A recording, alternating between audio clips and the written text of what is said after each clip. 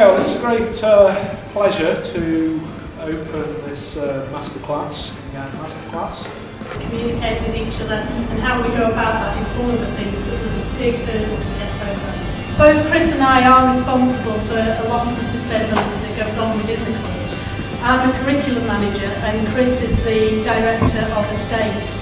So together we can answer quite a lot of questions about what goes on within the college. He's on all the receptions where he's illustrating things that are going on regarding sustainability. Bradford won last year's Green Gowns. Go through our application that we did for whole institutional change. It affects it.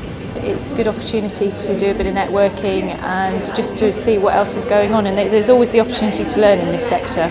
Don't underestimate that, I think. I think it's a great session to look at some of the institutions that have applied to the Green Gown Award and obviously won.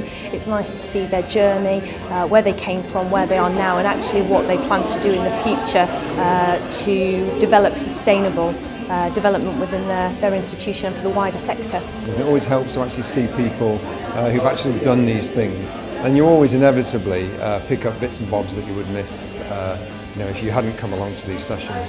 And you get to ask questions as they occur to you as well, so it's always hard to make a case to come anywhere, but if you do, you know you're always going to pick up those one or two golden nuggets of information you would otherwise miss.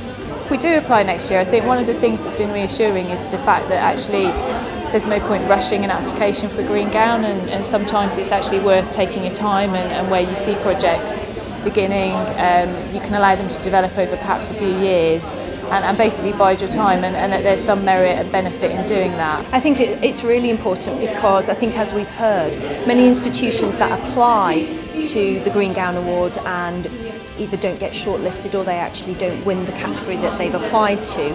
It's really important for them to see other institutions that have gone through that process, to learn about their applications, what they did in their applications, and how they've improved.